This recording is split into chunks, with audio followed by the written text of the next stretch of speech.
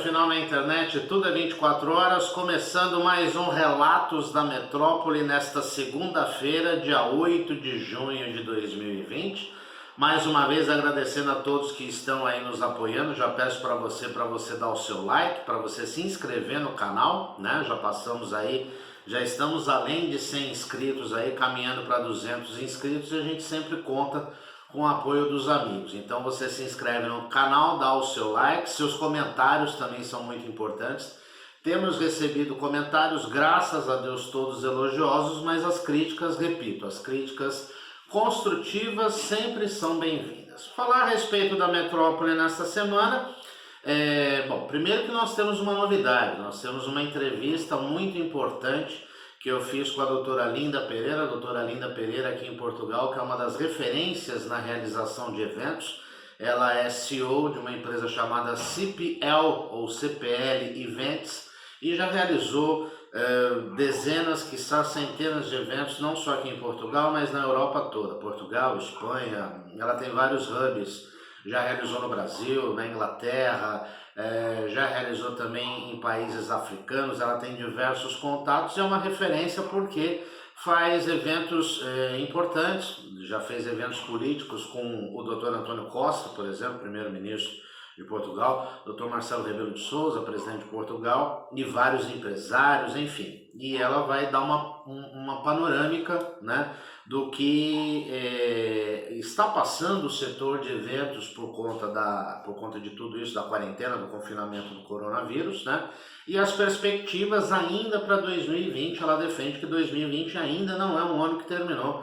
É possível que haja uma retomada do processo econômico em Portugal e que o setor de eventos é diretamente responsável por isso, porque quando você realiza um evento, obviamente você não realiza apenas um evento, você mexe no setor de turismo, hotelaria, restaurantes, enfim, né?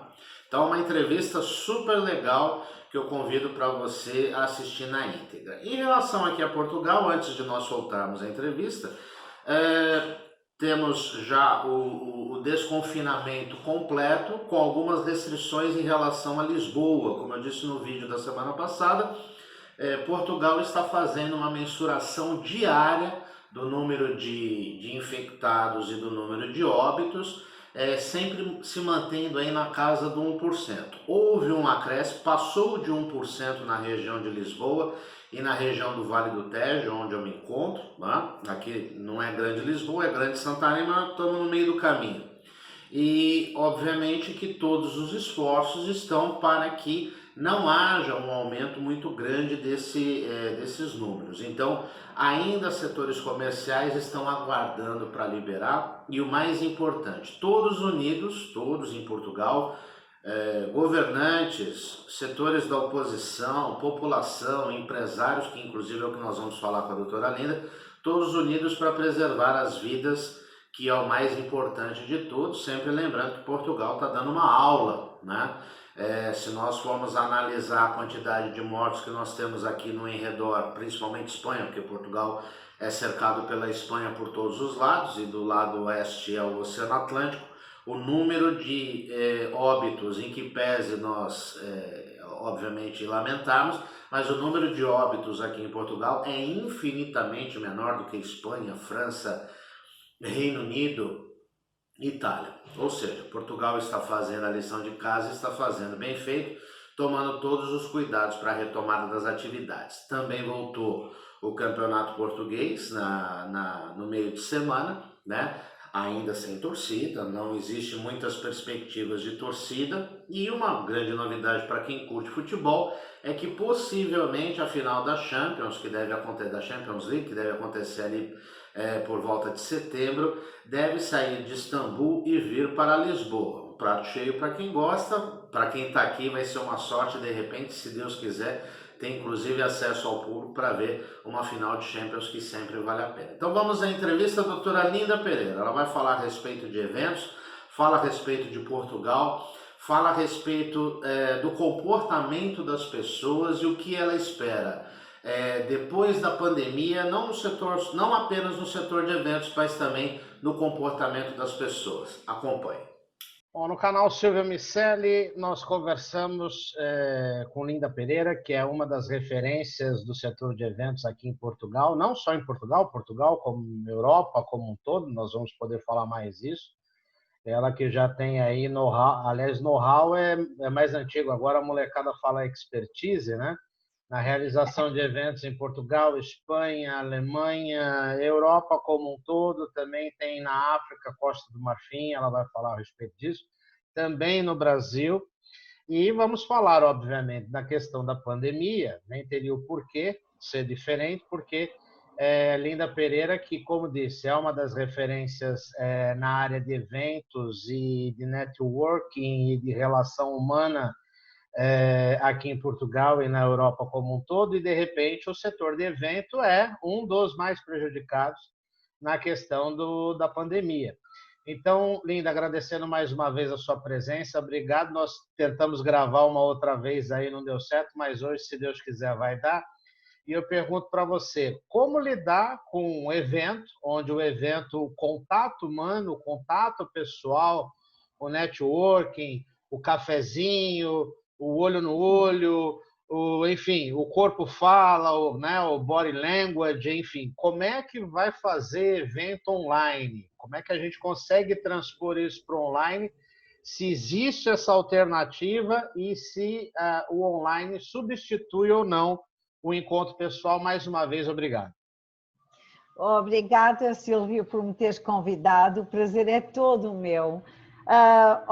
Podíamos estar aqui 6 semanas a falar deste tema, mas eu posso reduzir perfeitamente. Não, o online não substitui o live e não conseguimos, não é possível, nem produz resultados, pegar num evento que era live e simplesmente transferi-lo para o online. O que nós vamos ter nos próximos tempos é certamente uma mistura das duas coisas. Vamos ter, devido ao que está a acontecer no transporte aéreo e nos receios de infecção e no desequilíbrio entre os estados em que estão vários países, uns mais em fase já de recessão do vírus, outros mais ainda num estado crítico, vai ser muito difícil até termos um mundo mais estabilizado. E, de facto, não podemos contar com nenhuma estabilidade até termos uma vacina. Pronto, isso é um facto que toda a gente aceitou. O que nós também sabemos é que os resultados efetivos das estratégias dos eventos, o outcome, como a gente costuma dizer, não acontece no online da mesma maneira. Portanto, o que nós tivemos a fazer até neste momento é pegarmos em eventos que podem produzir alguns resultados, são mais técnicos, eventos mais técnicos que nós podemos produzir no online, mas têm que ser técnicos e têm que ser curtos e tem que ser, a estratégia tem que ser desenvolvida de uma maneira diferente. Esta coisa de estarmos todos presos num ecrã 8 horas simplesmente não funciona, nem as pessoas procuram esse tipo de produto. Depois tu não tens só os participantes, tu tens muitos stakeholders, tu tens os patrocinadores, tu tens os organizadores, tu tens os objetivos, os resultados, toda a gente tem objetivos diferentes a tirar de um evento. O que não acontece num evento online é uma coisa que nós chamamos em inglês o serendipity, aquele momento espontâneo que acontece quando um participante está perante outro participante num momento e nesse momento faz uma ligação, estabelece um relacionamento, desse relacionamento surge uma ideia, dessa ideia surge um produto ou uma ação ou um serviço e desse serviço surge um projeto. Isso não existe no online, obviamente.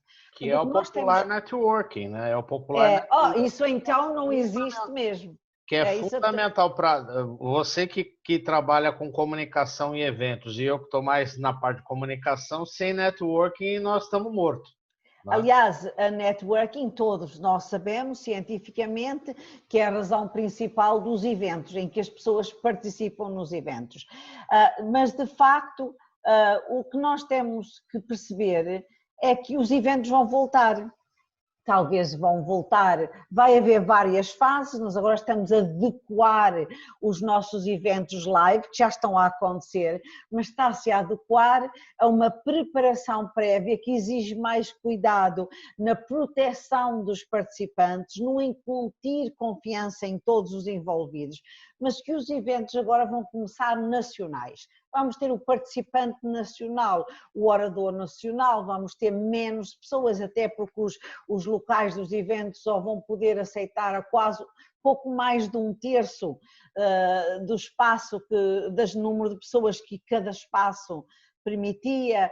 Todo o sistema de recepção, de acreditação, de alimentação, tudo isso tem que mudar. Estamos agora já a implementar estratégias completamente diferentes e o evento durante um tempo vai ser muito híbrido. Nós vamos estar a componente nacional e vamos introduzir no evento a componente online, a componente à distância para participantes internacionais e até oradores internacionais. Consoante as fronteiras se vão abrindo e vai havendo mais confiança, vamos tendo alguns participantes internacionais, por exemplo, as fronteiras abrem com a Espanha agora no início de julho, começam a abrir aqui as fronteiras e começamos a ter pessoas mais destemidas. Mas pelo menos até 2021 o evento vai se tornar muito mais híbrido. E de facto, compete a nós, organizadores, criarmos essa confiança no outro. O outro tem que confiar em nós e nós temos que provar de novo que sabemos fazer e sabemos cuidar do outro. Vai mudar tudo, vai mudar a contratualização, vai mudar os seguros, como vamos contratar eventos, como vamos convencer da segurança e comprovar a segurança. Vamos ter mais componente de seguros para verificarmos que, em último caso, se acontecer alguma coisa, estamos cobertos para ajudar não só as pessoas, mas para salvaguardar o evento. Vamos ter eventos híbridos durante bastante tempo. Mas quando chegamos a meados de 21, as pessoas têm fome, ansiedade, necessidade de se juntar. E a ciência só funciona quando as pessoas se juntam, o cientista A no espaço com o cientista B, face to face, encontram-se, descobrem uma coisa, avança a ciência, avança um produto novo. Precisamos de estar juntos. É humano, é a nossa necessidade humana. E, portanto, eu acho que nós rapidamente vamos voltar, porque nós somos todos criativos, nós vamos voltar a poder criar as plataformas e os locais onde as pessoas podem interagir outra vez. Portanto, eu acredito no evento ao vivo, mas acredito também que os eventos vão ser muito mais híbridos a partir de agora. Duas coisas que eu queria perguntar para você, que vou perguntar, né? O português ele não usa esse futuro do passado, né? Não. É muito mais direto do que o português brasileiro. Mas deixa eu te perguntar duas coisas. Primeiro, em relação à questão de 2020. 2020, você entende que é um ano perdido? Nós já estamos aí praticamente, conversávamos outro dia, que desde de meados de fevereiro já se percebia os problemas e os eventos foram caindo paulatinamente até acontecer o que aconteceu. Março praticamente foi o start de tudo, do confinamento e tudo mais. 2020 é um ano perdido? E uma outra pergunta que eu quero fazer para você, qual é a importância, porque muito obviamente que existem setores que tiveram prejuízos absurdos, como o setor turismo, o setor de restauração, que são os restaurantes, aqui em Portugal chama-se restauração, mas eu queria saber da importância do setor de eventos, porque quando você realiza um evento, normalmente não é um evento de um dia só, você traz turismo, você traz pessoas, você movimenta hotéis, restaurantes, como é que funciona tudo isso? Pronto, de facto, nós temos que tomar consciência e em Portugal nós já fizemos o desconfinamento, vai chegar a um mês agora, E agora estamos em desconfinamento, com algumas reservas na área de Lisboa, mas estamos em desconfinamento. E outros países já o fizeram em totalidade.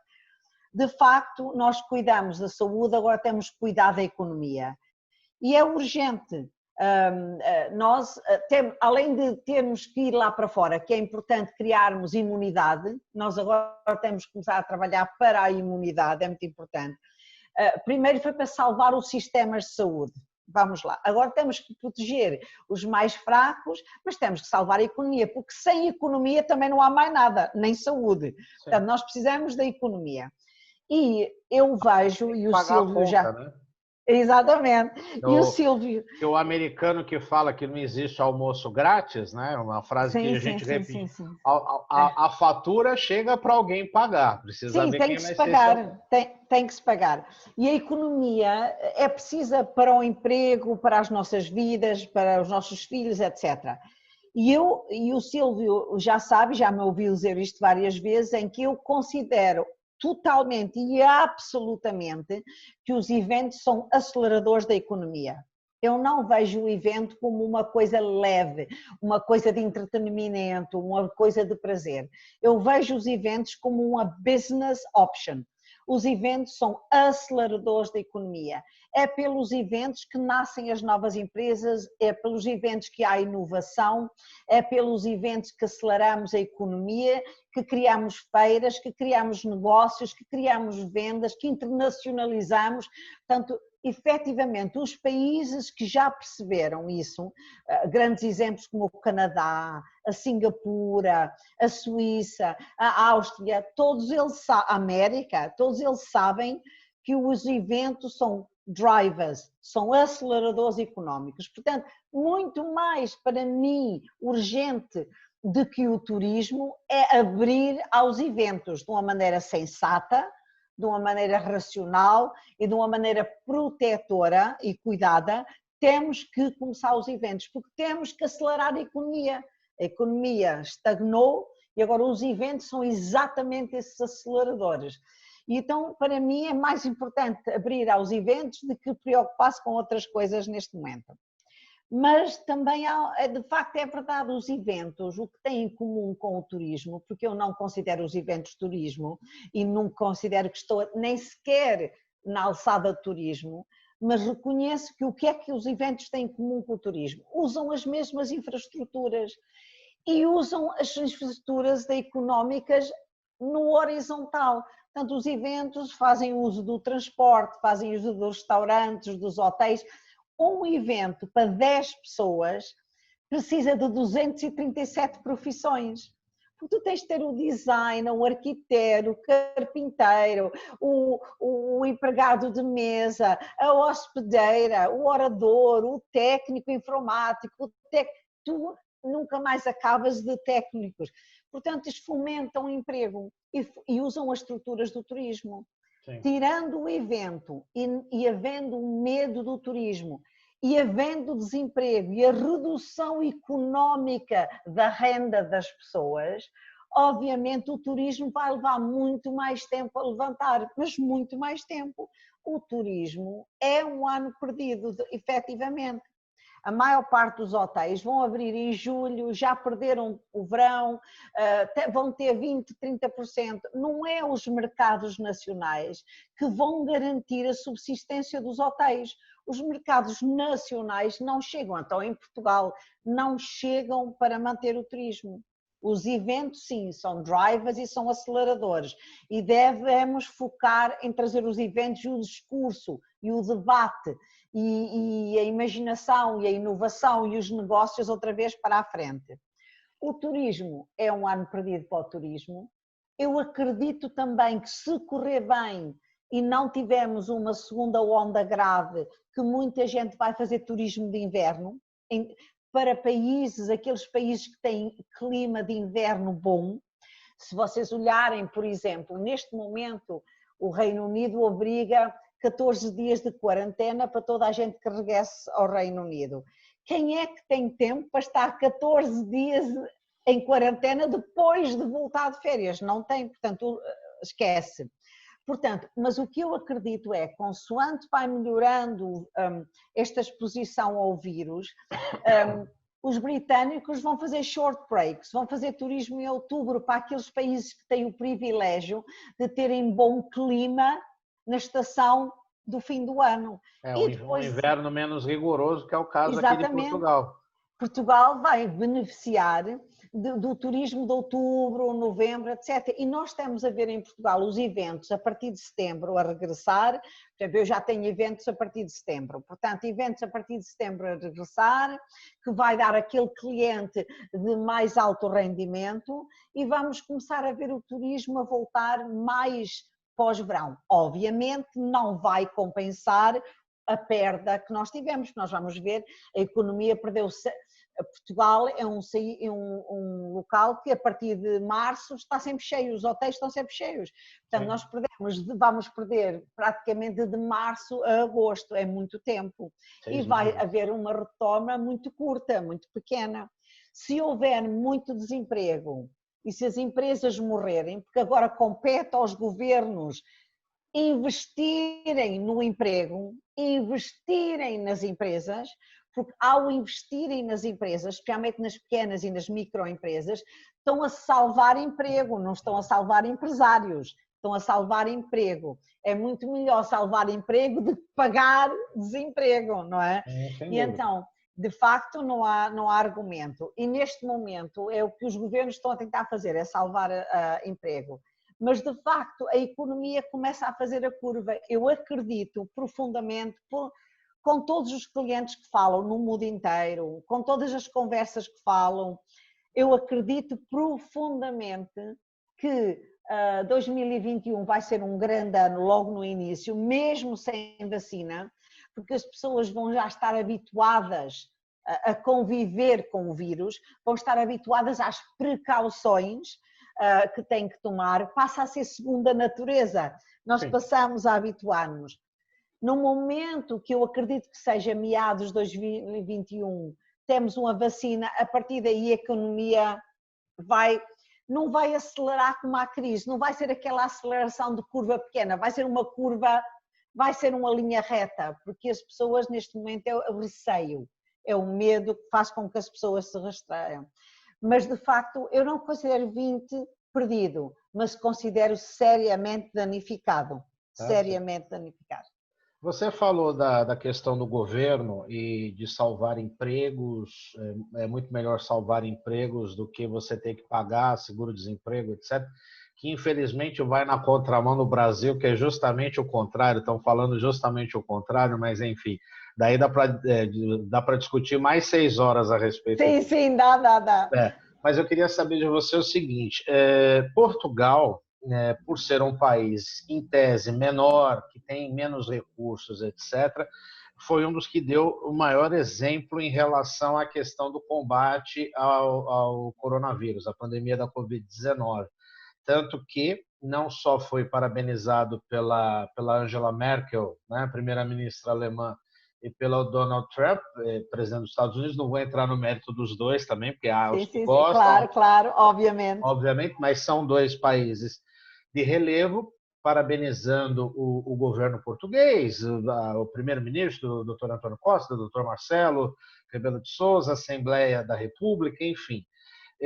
E Portugal, em que pese, lógico, a gente tem que lastimar os infectados e o número de óbitos, mas o número de óbitos que aconteceu aqui em Portugal, mesmo que haja agora com a abertura, a pretensa abertura completa, né, desde o começo do dia 1º de junho, o percentual de mortes aqui em Portugal ela é infinitamente inferior do que países circunvizinhos, principalmente a Espanha, porque Portugal é cercado pela Espanha por todos os lados e pelo Oceano Atlântico ao seu oeste, né?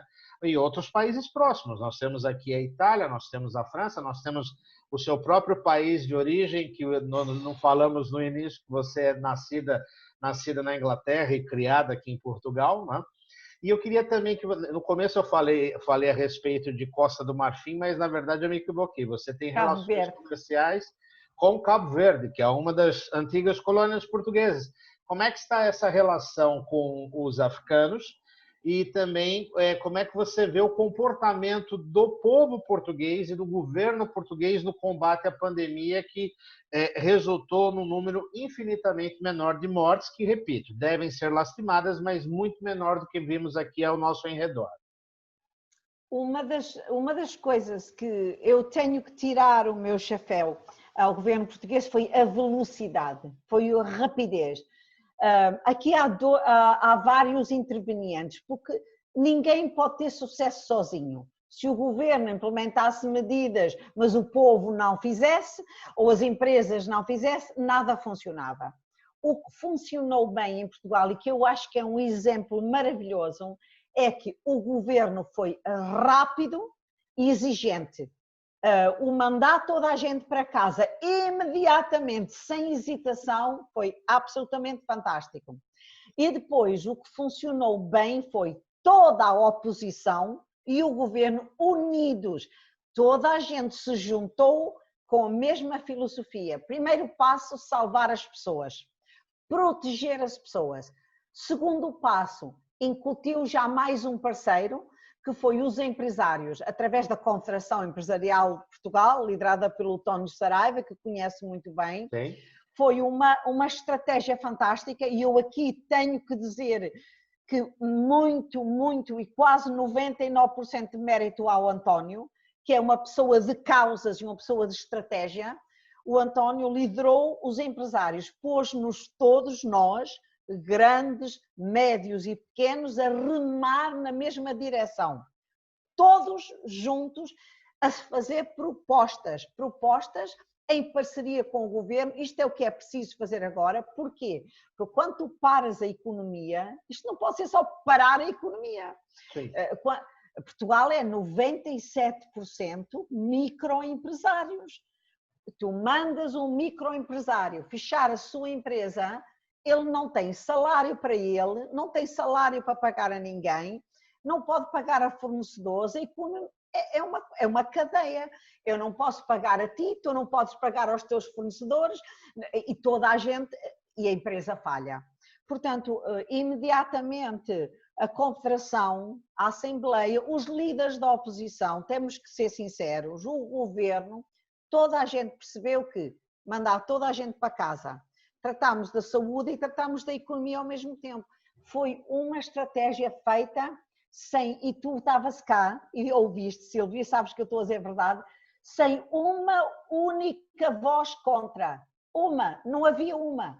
Era sindicatos, era Assembleia, e isto é que foi importante, foi toda a gente movidos na mesma direção. Eu, que sou empresária... Deixaram a política de lado em nome do bem maior, que são as pessoas. São as pessoas, salvar o emprego das pessoas e através das empresas, salvando as empresas. E isto é muito importante. E uma das coisas que tem que se elogiar neste momento é que nós neste momento precisamos de líderes, pessoas que se esquecem o ego, esquecem a sua reputação, esquecem a política e todos se juntam para ter uma atitude, é o oposto do que está a acontecer na América neste momento. Pronto, nós precisamos de grandes líderes, ou seja, de pessoas que veem para além do momento, olhos focados no futuro. E isso eu tenho que elogiar. O governo português foi rápido, toda a oposição se aliou, todo o país, toda a gente falou a mesma língua. Eu sou empresária e eu, quando vou para casa ao fim do dia, como a maior parte dos empresários, eu não tenho só a minha família, eu levo todas as famílias que trabalham comigo, porque todos os meus funcionários têm famílias, portanto, só quem carrega o balde é que sabe o peso de cada gota d'água, não é? Sim, portanto, nós levamos para casa as famílias todas, de toda a gente que trabalha connosco. É muito duro. Quando tu olhas 1 mês, 2 meses, 3 meses sem nenhuma renda a entrar, como é que tu depois vais fazer pão? Foi muito bem pensado, uma excelente estratégia, envolveu os bancos, envolveu as empresas, envolveu a segurança social, toda a gente. Aí tenho que dar os parabéns e acho mesmo que, ao contrário da minha terra, da Inglaterra, foi um exemplo para todo mundo de como fazer. E depois a última componente é que são os portugueses, que são compliant, como a gente diz em inglês. São pessoas obedientes no sentido de perceberam a mensagem, obedeceram. No dia que o governo disse vai tudo para casa, foi tudo para casa. Os empresários ajudaram os funcionários, toda a gente a trabalhar de casa, etc., mas foi tudo para casa. Eu nunca tinha visto um mundo assim. Eu olhava pela minha janela e eu vivo ao pé de uma estrada principal, nada, não se mexia nada. E isto é fantástico, tem que ser um elogio, tem que se dar às pessoas. Pronto. Aliás, eu vou te contar uma história interessante, me permito a parte, mas só para Claro. ilustrar. Quando começou o processo de desconfinamento, ali em meados de março, mais ou menos, eu tinha necessidade de ir para Oeiras, né? E falei com o taxista, olha, eu preciso ir para Oeiras, etc e tal, amanhã, não sei o que, não sei o que lá. Ele falou assim, olha, vamos ver o que o presidente vai falar no horário, à noite, vai falar em cadeia de rádio e televisão. Se for possível, eu levo o senhor. Se não for possível, não levo, porque vai depender do que... Então, ali você percebeu que existe envolvimento da população, infelizmente diferente do meu país de origem, que é o Brasil, porque virou uma bagunça, o pessoal, né? Pois, a Inglaterra também está uma bagunça. Cada um puxa para um lado, envolve questão política, e aí na Inglaterra tem aí a questão do Brexit, que não foi ainda bem... É uma confusão, deglutido, uma confusão. E aí, não, porque o Johnson não sei o que, virou, né? O Johnson não sei o que, o Trump não sei o que e o Bolsonaro não sei o que. Então são três. É engraçado. E são os três, infelizmente, são os três países com o maior número de infectados e mortos, né? É complicado. A Espanha também o povo obedeceu, a minha filha vive em Espanha, portanto foi também imediato, e é interessante contar essa história, Silvio, porque onde eu vivo está entre duas rotundas na estrada, e para um lado começa Oeiras e para o outro lado é Cascais, e eu tenho fechadas as duas rotundas e eu estou no meio. Muito interessante que tu sais e mesmo que vás a pé, agora não, mas ias a pé e alguém dizia-te logo, ai, não pode ir porque aqui já é Oeiras, não pode sair da sua área de residência. Muito, muito interessante. Toda a gente muito obediente. Eu gostei muito, foi um exemplo fantástico, fantástico. Aliás, a minha filha está-me sempre a dizer, logo que abra a fronteira vou para Portugal. Agora abriram as praias, é fantástico ver as pessoas voluntariamente a afastarem-se umas das outras, a colocar a toalha, absolutamente obediente, um facto. Em relação à África, eu estou ligada a Cabo Verde principalmente, mas a minha ligação de Cabo Verde é uma ligação para toda a África. Eu trabalho como Cabo Verde como porta para a África. Estou muito ligada também à África do Sul, estou muito ligada à Zâmbia e à Quénia.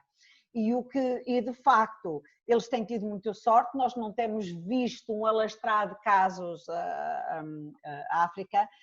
Tem mais sofrimento esses países, porque, por exemplo, Cabo Verde é um país essencialmente turístico.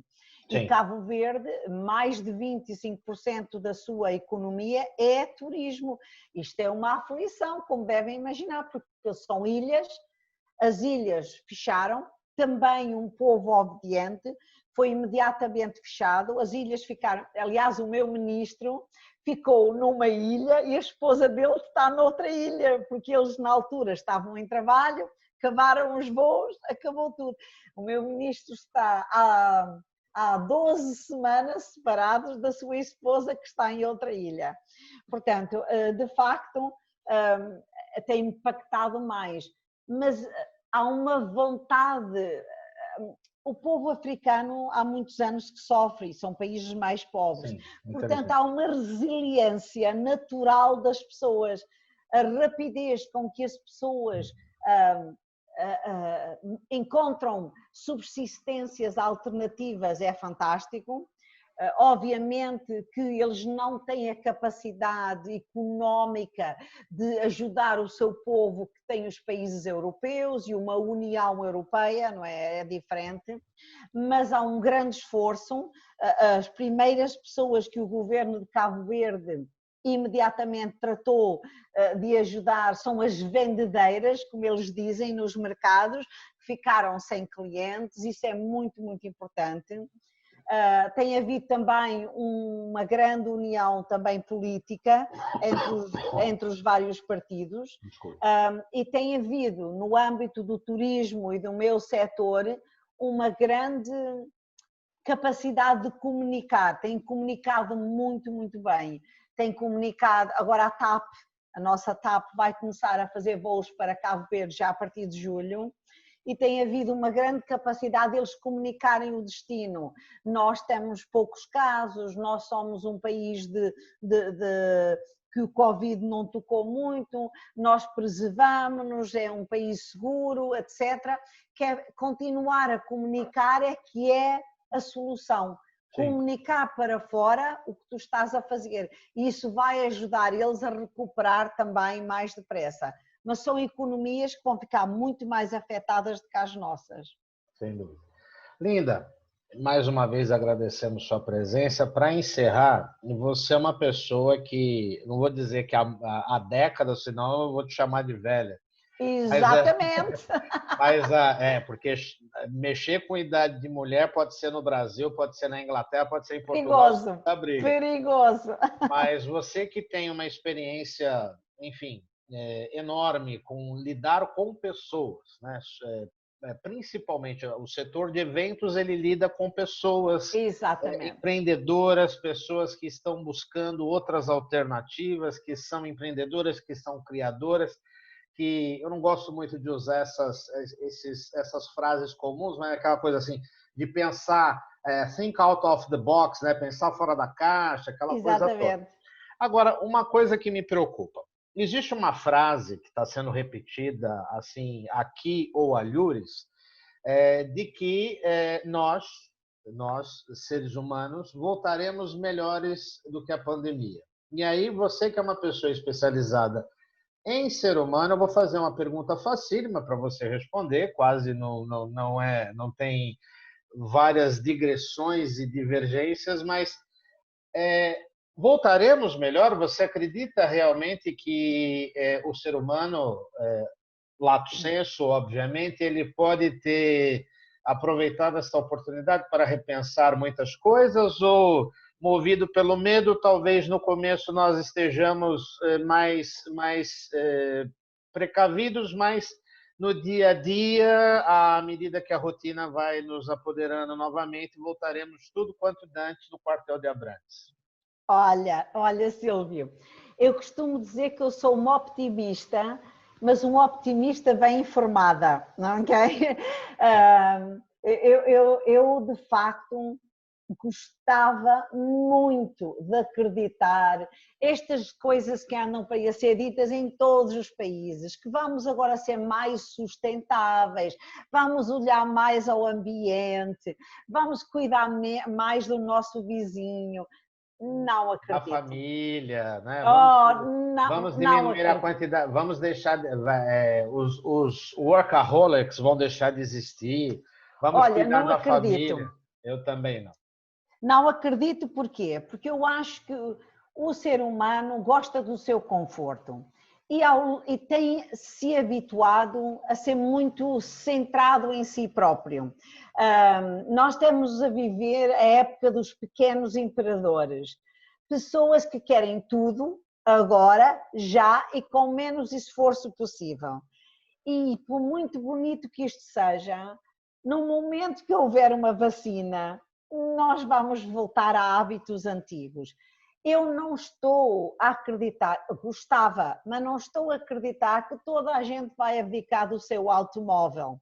Não estou a acreditar que toda a gente vai abdicar do seu restaurante, do seu frigorífico, dos seus luxos. Não acredito.